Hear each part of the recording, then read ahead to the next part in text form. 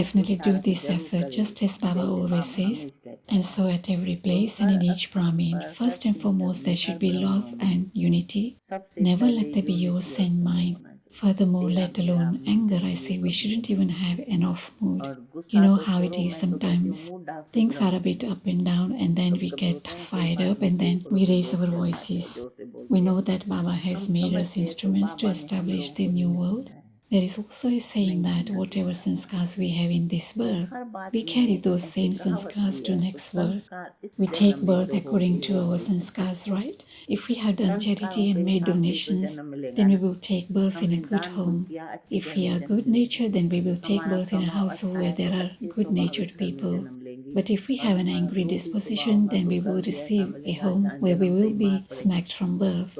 Since I was born, I have never experienced being smacked. I don't think Baba could ever have even pulled my ears. I have neither experienced being smacked by my mother and father, nor do I have the nature of losing my temper. This one would know better, perhaps, as she lives with me. Do I ever get angry? The sisters do make mistakes, of course, but I would always explain to them in an appropriate manner. For example, if something has spilled, I might say, "Wow, have you seen this? A river of milk is flowing." Or take the instance where some clothes get torn. I'll say, "Oh, never mind, we will get some new ones. Don't worry about it." Because since childhood, I have always retained the knowledge in my intellect that we only end up disturbing the peace in our own minds with such things. Take for instance that I tell you of, it might be your ears that hear it, but it's my mind that became spoiled, it's my head that gets heated. So why should I do anything in the first place?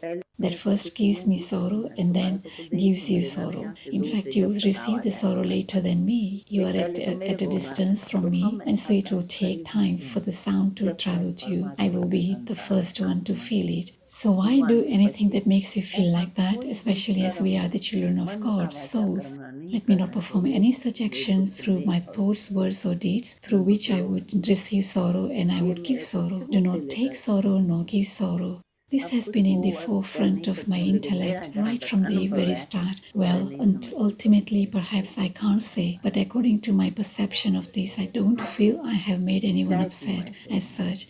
Is that what you want from others? This is what I wish. And I explain this to others also. If I see something topsy-turvy has happened and someone is speaking a little loudly, I signal by putting a finger to my lips. I say don't say anything, whether it's with the Lokik family or a Lokik family, that we all move along silently. And then naturally it's Baba's seed that has been planted in me, and so as is the seed, so would be the fruit. As I said earlier, we don't have any experience of Baba telling us off. Even if we threw something down, Baba would never say anything to us. Like I said, I have never experienced being hit, even my ears were never pulled. So if the Father hasn't done anything of that nature, then, of course, how could the Son do otherwise? You see, Baba has lifted us up even higher than himself.